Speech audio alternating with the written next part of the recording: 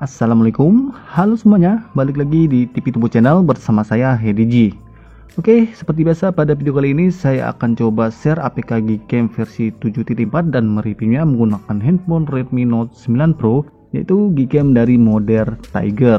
Model yang sangat populer ini sudah lama tidak update untuk Gcamnya, dan sekarang sudah merilis untuk versi terbarunya yang menggunakan based on Google Camera 7.4 dengan version Born to Shot. Nah, untuk Gcam ini menggunakan fundamental of database dari developer Nikita. Jadi pastinya Gcam ini banyak support di handphone Android, terutama di Snapdragon dan MediaTek. Oke, seperti apakah performa Gcamnya? Simak terus.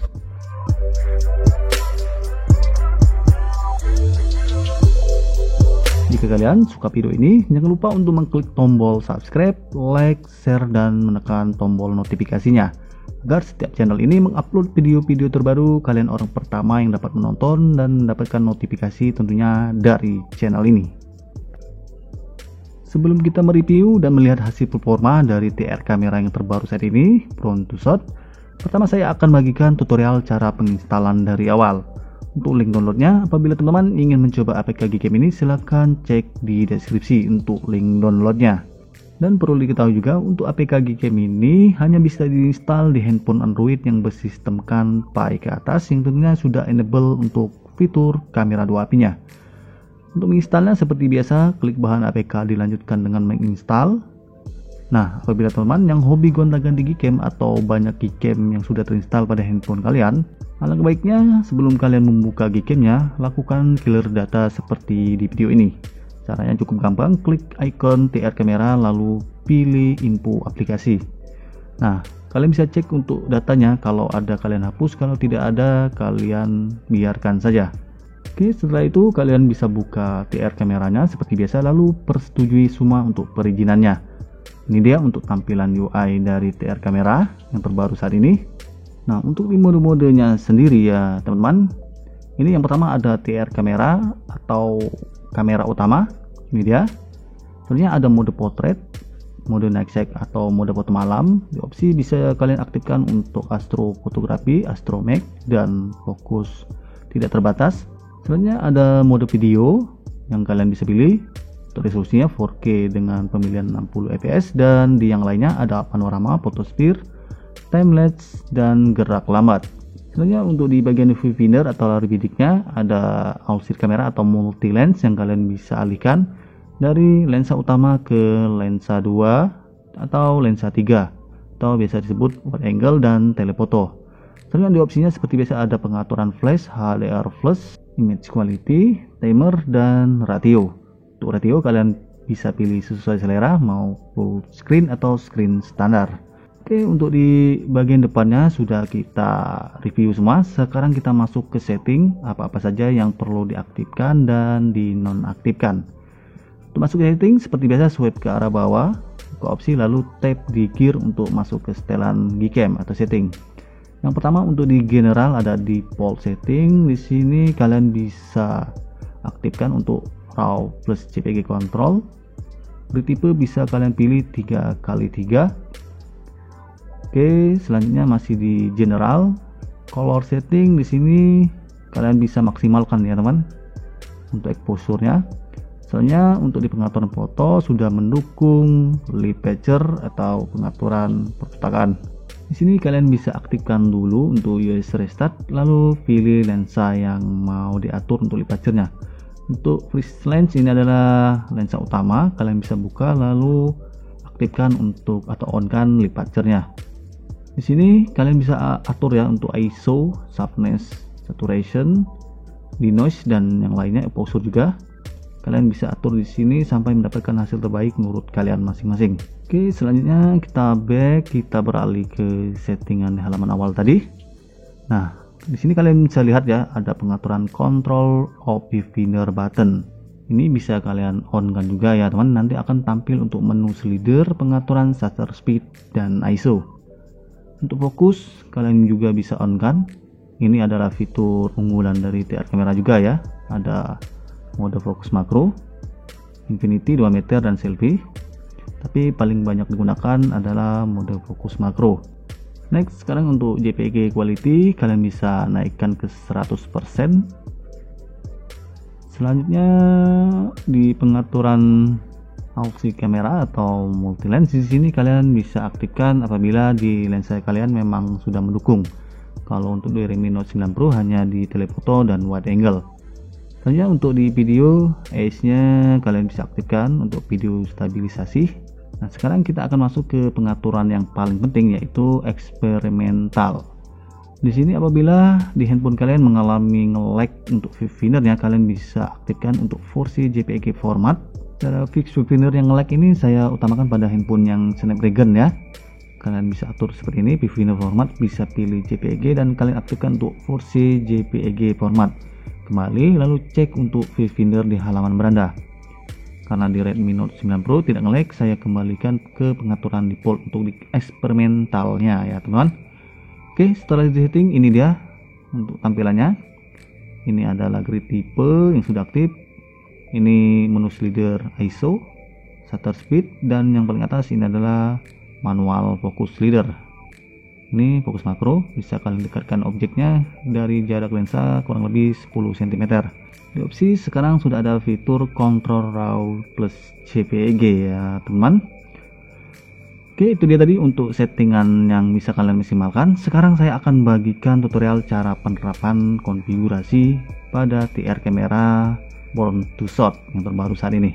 Untuk langkah pertamanya kalian bisa buka opsi swipe ke arah bawah, lalu tap di logo gear untuk masuk ke setelan pada gearnya.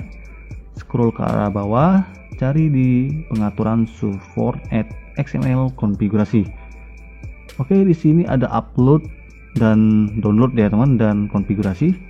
Kalau yang download ini kalian akan diarahkan ke halaman untuk mendownload file konfigurasi. Tentunya untuk pakai data kalian aktifkan dulu. Oke, saya back, saya ulang lagi, pilih download konfigurasi, maka akan diarahkan ke halaman seperti ini. Scroll ke bawah.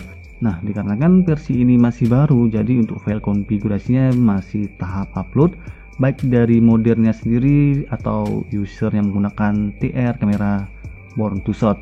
Tapi tenang saja, dari channel ini sudah menyediakan file konfigurasinya, kalian tinggal download di deskripsi ya. Oke, untuk menerapkan konfigurasi selanjutnya kalian bisa buka konfigurasi, pilih save, tap di kolomnya, kasih nama apa aja, lalu pilih save. Ini berjalan agar terbentuknya folder TR kamera dan XML config di file manager kalian masing-masing. Setelah kalian download untuk file konfigurasinya dari channel ini, tentunya untuk linknya yang saya sudah sediakan, kalian buka file manager, kemudian cari file konfigurasi yang kalian download. Kalau sudah ketemu, kalian pilih, lalu bisa kalian pindahkan ke penyimpanan internal, kemudian cari folder bernama TR kamera, buka lagi folder bernama XML config. Di dalam folder inilah kalian bisa memindahkan file konfigurasinya. Oke, selanjutnya kalian bisa beralih membuka TR kamera. Untuk menampilkan default config, kalian ketuk di bagian bar hitam ini sebanyak 2 kali. Sudah muncul tab tanda panah untuk menampilkan daftar config. Pilih konfigurasi yang kalian pindahkan tadi, lalu untuk menerapkannya kalian pilih restore dan selesai. Sekarang untuk gcam-nya kalian bisa gunakan seperti biasa, dan semua fitur-fiturnya untuk file konfigurasi ini sudah saya aktifkan semua. Untuk hasil performa di setiap menu modenya, termasuk di fitur multi lens, TR kamera atau kamera utama di Redmi Note 9 Pro bisa dijalankan dengan baik, termasuk juga dengan front kamera. Berikut ini adalah hasil perbandingan menggunakan stok kamera dan TR kamera plus konfigurasi. Untuk hasilnya juga sangat memuaskan menurut saya pribadi. Next, sekarang di mode portrait juga normal bisa digunakan dengan baik. Ini dia untuk sampel fotonya, stok kamera dan TR kamera. Selanjutnya untuk di night shake, ini adalah hasil tester menggunakan mode astrofotografi yang saya on-kan di mode night shake. Oke, kalian bisa optimalkan untuk fokusnya jarak jauh dan menggunakan tripod agar hasilnya lebih maksimal, tidak ngeblur ya teman-teman. Oke, ini dia untuk hasil lebih jelasnya di mode astrofotografi. Tentunya sangat bagus ya teman-teman. Dan ini dia untuk perbandingan di mode foto malam dengan menggunakan stok kamera dan TR kamera. Tapi perlu diketahui juga apabila teman mengalami kendala seperti di Redmi Note 9 Pro untuk mode malam atau mode astrofotografinya, hasilnya tidak bisa dilihat di galeri bawaan TR kamera, kalian bisa cek di galeri bawaan handphone kalian. Next, sekarang untuk di mode video, kalian swipe-kan ke arah bawah, di opsi kalian bisa aktifkan untuk resolusi 4K dan pemilihan Full HD dan frame rate 60 fps. Untuk di Redmi Note 9 Pro sendiri, pemilihan 4K dan 60 fps itu bisa digunakan dengan baik.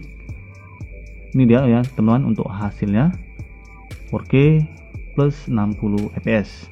Sangat bagus ya untuk TR kamera ini, karena jarang-jarang untuk Redmi Note 9 Pro Gcam support 4K dan 60 fps, biasanya tidak bisa digunakan. Next, di yang lainnya panorama oke, photosphere juga oke, stabil, compatible. Selanjutnya untuk slow mo